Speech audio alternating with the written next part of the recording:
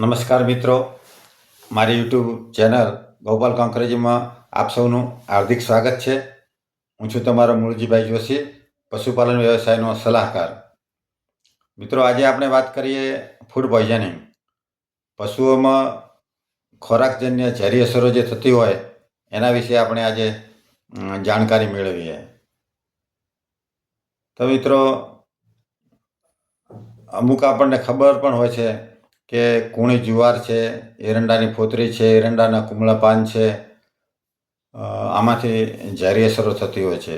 હા મિત્રો, એ સાચું છે, પણ વધુ વિગતમાં જોઈએ તો કુમળી જુવાર એટલે વાવેતર કરીને 40 દિવસ ન થયા હોય ત્યાં સુધી તેમાં સાયનાઇડ નામનું ઝેર હોઈ શકે છે.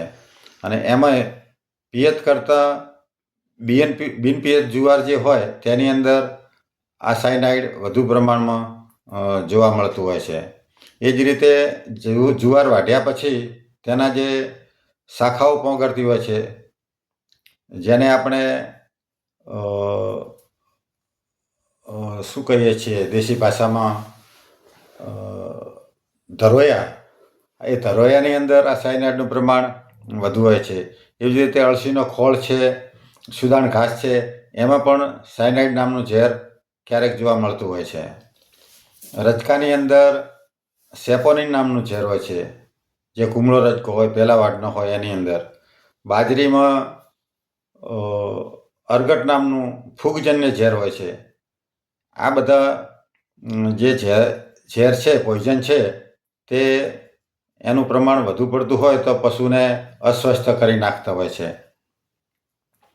તો હવે આ ઝેરી અસરો થાય ત્યારે પશુ શું ચિહ્નો બતાવે છે?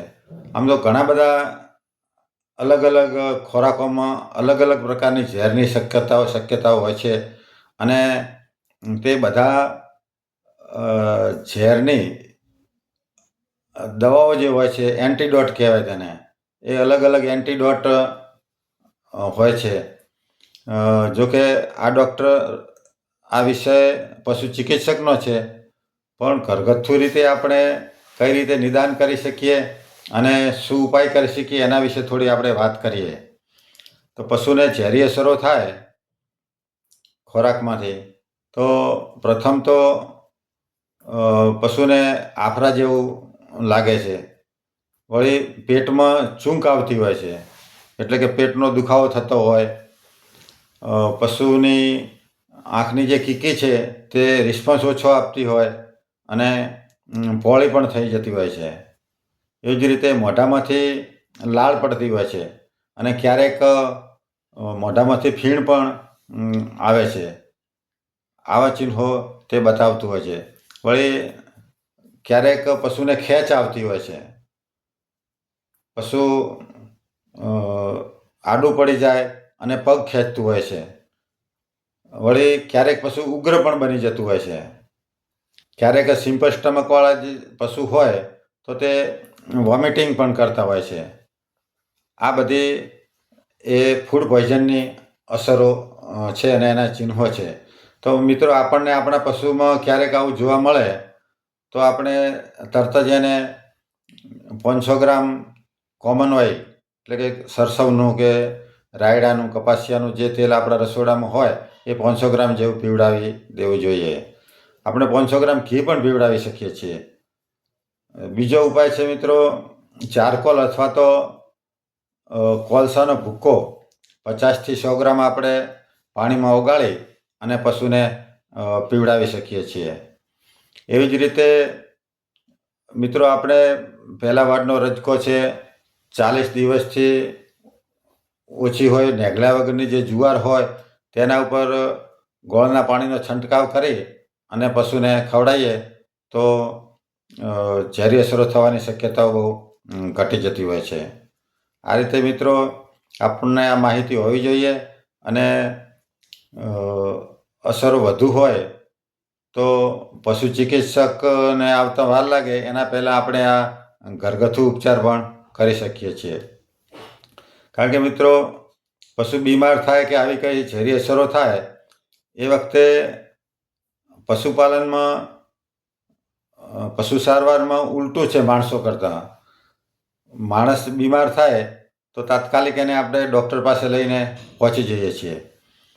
એટલે કે દર્દી છે તે ડૉક્ટર પાસે જાય છે, પણ આપણે ઉલટું હોય છે. ડૉક્ટર છે તે દર્દી પાસે આવે છે. એટલે ડૉક્ટરને દર્દી પાસે આવતા ઘણી વખત સમય પણ લાગી શકે છે. તો એ પહેલાં આપણે આ માહિતગાર હોઈએ તો ઘરગથ્થુ ઉપચાર પણ કરી શકીએ છીએ, જેથી પશુ ચિકિત્સક આવીને સારવાર કરે એ પહેલાં આપણે પશુને થોડી રાહત આપી શકીએ છીએ. મિત્રો, ઘણા બધા અલગ અલગ ખોરાકમાંથી અલગ અલગ પ્રકારના ઝેરી અસરો થતી હોય છે, અને એ ઝેરી અસરોની અલગ અલગ દવાઓ અને એન્ટીડોટ્સ હોય છે, જે ઝેરને મારી અને પશુને મૃત્યુમાંથી બચાવી શકે છે, બીમારીમાંથી પણ ઉગારી શકે છે. એટલે જોકે આ વિષય પશુ ચિકિત્સકનો છે, પરંતુ આપણે આપણા લેવલની જે માહિતી છે તે આપણને હોવી જોઈએ, અને આપણે આ ઘરગથ્થુ ઉપચારો છે એ પણ કરી શકીએ છીએ, અને માહિતી હોય એટલે આપણે તાત્કાલિક બીજી સારવારની પણ વ્યવસ્થા કરી શકીએ છીએ. મિત્રો, આ માહિતી સારી લાગી હોય તો વધુમાં વધુ શેર કરજો અને સબસ્ક્રાઈબ પણ કરજો. બસ આજે અહીંયા આપણે આ વિષય પૂરો કરીએ છીએ. વધુ ઊંડાણમાં આ વિશે આપણે બીજો વિડીયો બનાવશું, અને અલગ અલગ પ્રકારના ખોરાકમાંથી કયા કયા ઝેર હોય છે અને તેની શું સારવાર હોય એ વિશે આપણે વાત કરીશું. જય ગૌ માતા, જય ગોપાલ.